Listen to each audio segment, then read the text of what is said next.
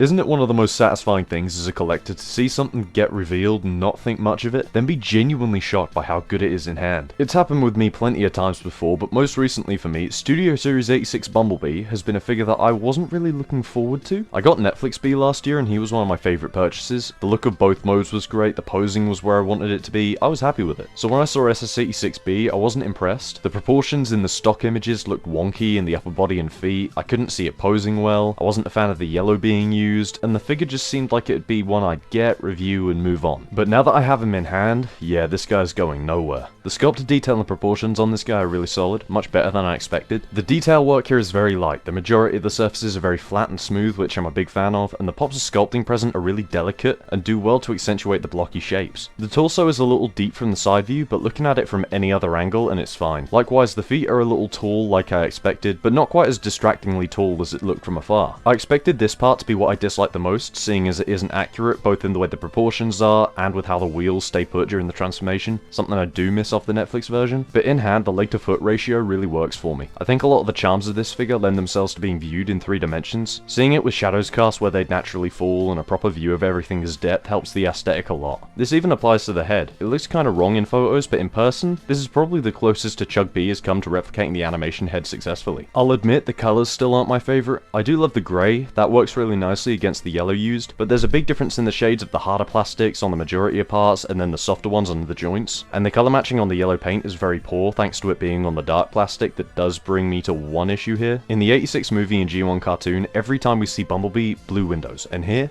grey. This is a detail present on the G1 toy, but it's not accurate like SS86 usually strives for, and this was a choice made for a reason to my knowledge. The blue would have to be segmented thanks to the way the transformation hinges work, and I think this is an acceptable workaround to maintain a cohesive look. All critiques aside though, these colours work pretty well, and the figure stands out better on the shelf than the Netflix version ever did, and the painting across the board is very clean. As for accessories, the figure only comes with one. The pistol works pretty well, stands out nicely with the silver paint, it looks great in the figure's hand, and can be stored on the back. It would have been nice to get a little more with him, especially considering the size, but I'm happy with the accessory we have got. As a matter of fact, this is my first G1B style blaster, so that's neat. Now, the posing is interesting. The head is on a pretty mobile ball joint that gives him decent ranges looking around, nothing great though. The shoulders are on ball joints that go out and around all the way. There's bicep swivels, standard elbows, wrist swivels. There's a waist swivel, hips that go out, forward and back pretty standardly. Thigh swivels that I forgot to say during the main recording. Standard knees, the feet can point down, which helps the flow of the poses, and he's got some weirdly high ankle pivots, which do break the sculpt a little. The posing here is pretty standard across the board, but there are just a couple odd choices made. Why the ball jointed shoulders? These could have been universal joints pretty easily. The only reason I can think of is to make tabbing them together for the transformation easier. And the other strange thing, why are the ankle tilts so high up? I find it a little distracting in poses, and I tend not to use them all that much because of how they impact the shin proportions. It's just a little odd. Across the board here though, the figure can hold some pretty dynamic poses and is a lot of fun to handle, except for one goddamn thing. The left bicep swivel on mine is warped, so every time I try and bend the elbow, that bicep rips straight off. This is extremely irritating and does bother me, since warped mushroom pegs are very difficult to fix, although I do have enough fun with this figure to ignore that. I hope this isn't a widespread issue, as mine is the only case I've seen of this, but it really is unfortunate. The transformation on this guy is a lot of fun. There is one part right at the beginning that shits me up a little bit. The backpack tabs have to shift past their slots, and that's just ugh.